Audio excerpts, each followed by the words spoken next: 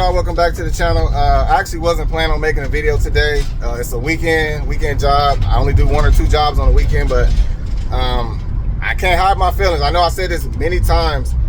There's a big difference when you leave your 9 to 5 and you have opportunities like this. What I'm about to do, this is what excites me. This is what I love about what I'm doing. And this is not for everyone. Everyone is not going to have success at this. And you guys know how I feel mentally. I do know for a fact that, you know, God is directing me. He's directing my path. He's in charge of everything. So there's people in my market right now that have the same vehicle I have, and they're on the same gig apps that I'm on, and they're not having success. In fact, they've even commented on my channel before and saying that I'm not getting any orders on the same apps that you're naming. I'm not getting any orders on there. And I have to say that I'm the opposite. I'm getting plenty of orders, almost too many. And it's March right now, so it's busy season, but all throughout the year, I do get a pretty consistent flow of work. I don't know how to respond to that. There's only one answer for that. There's only one reason why that's happening, in my opinion. So again, everyone's not going to have the same success, but anyways, that's why I'm showing this video. So I'm doing 2 jobs. Headed to the first, headed to the first job. You can probably guess what I'm about to do. Guess what I'm about to do. All right, y'all, we loaded up. One fridge is very small. I'm gonna unload this one just like I showed you guys in the video before.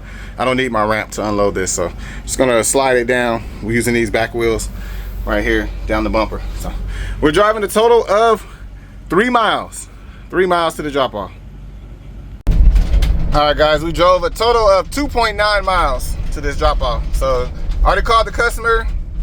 They're prepared for us, and it's a really small fridge, so it should go right in, and I'll be headed to my next pickup, which is going to be about 20-25 miles from here. And that'll be my last order for the day. So we're looking at about a 3-hour day.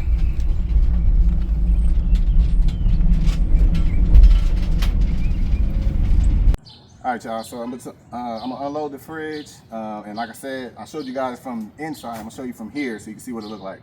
But I don't need my ramp to unload this. So.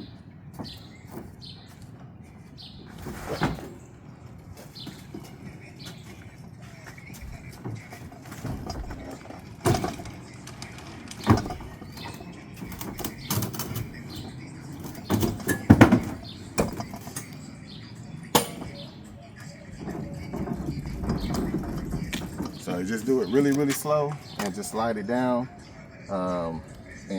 Like I said, that metal plate in the bumper, just slide it down really easy. You can only do it with a fridge about this size though. Anything bigger than that's probably gonna be too heavy.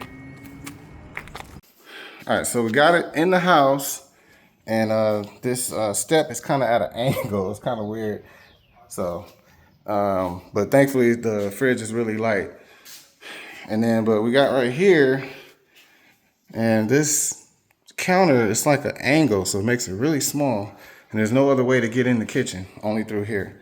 So I'm gonna cut the bubble wrap off, and we're gonna try to squeeze it through somehow. Okay, we took all the bubble wrap off, and this does not fit. It doesn't fit between here. It's this wall. I don't know why they made it like this, but they made this counter too long. Can't even fit the fridge through, so the only way to get it through had to go over the countertop. And I'm not doing that. So we tried, but it is not gonna fit. And I'm gonna tell this lady we can't get it to fit. All right, so we ended up leaving the refrigerator in the corner. We're unable to get it between this space right here, unfortunately. So the customer will have to have someone that can go over the counter and drop it into that space. It will fit though, but they have to drop it into that space right there. So we just set it in the corner. There's a plug back here so the customer can still use the fridge. All right, we're done.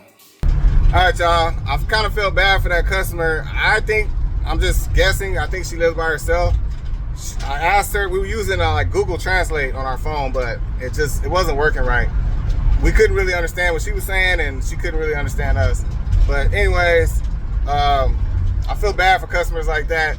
The fridge is really light, and me and my wife, we actually could have did it for her. We could have put that fridge over the counter, but obviously I'm not gonna do that. I don't want to cause damage. I don't want to be responsible for that.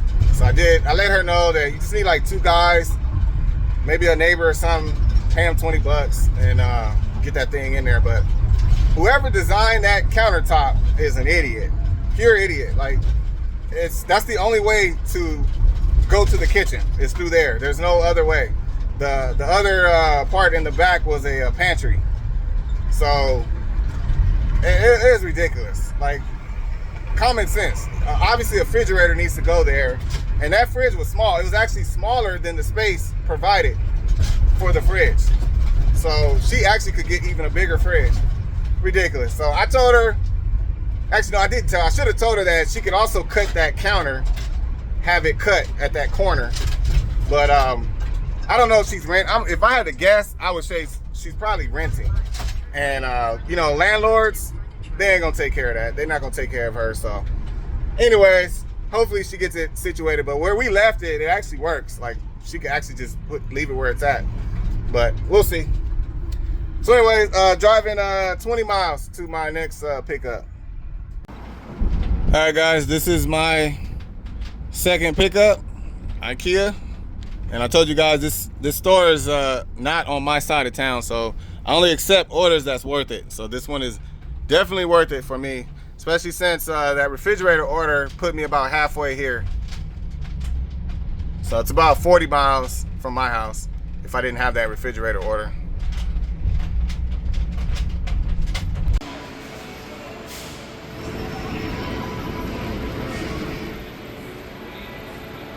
All right, so we just picked up the items. This little pieces of furniture. We delivered these before, something like that, in this little white clothes rack. And I just laid my blanket down. We're just gonna lay it in here, tie it down, and get it delivered. IKEA never shrink wrap stuff, so I was thinking about shrink wrapping it, but I don't need to. We're just gonna load it up. I'll put a blanket over it, and they're pretty light, so we'll just carry it in the house. All right, y'all, just picked up, got everything loaded up. We are driving a total of 30 miles. So 30 miles. And just let me show you what it looked like. So that's what it looked like back there. Like I said, it's pretty light, and I didn't use a ratchet strap because that big one has glass front. So my bungee cord, I got it really tight, so it's not going nowhere. All right, y'all, be on the highway for about 30 minutes. 29 minutes now, and get this job done. All right, guys, we're pulling up to the customer's house. No traffic at all. That's what I like about Sunday deliveries. It's never traffic on the weekend, so not gonna show much of it. Just gonna drop it off, and we'll be done for the day. I'm actually gonna stop at the store. We got to go back to Costco because my new deep freezer is getting low already. I wasn't even able to fill it up.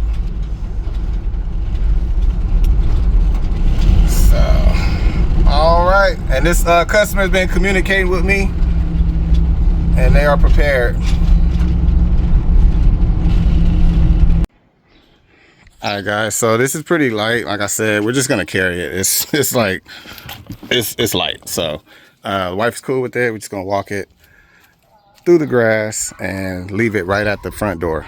So they don't her kids are gonna take it where it needs to go. She's gonna drop it right inside the front door.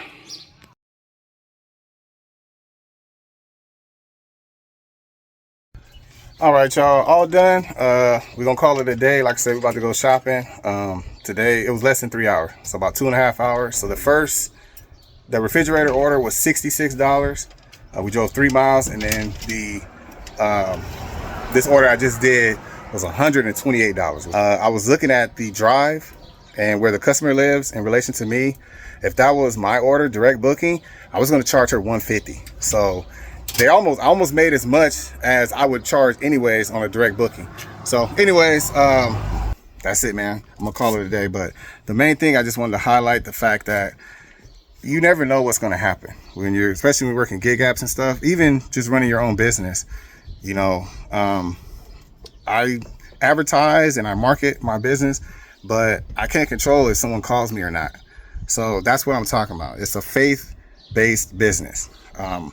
And I don't trust in myself. I trust in my CEO. I trust that this is what he wants me to do. I've got all the signs. As long as I keep him first and do what I'm supposed to do, he's going to take care of my business. And that's the whole point of this. So anyways, I'm going to end it here. Y'all have a good one. I'll catch y'all on the next one.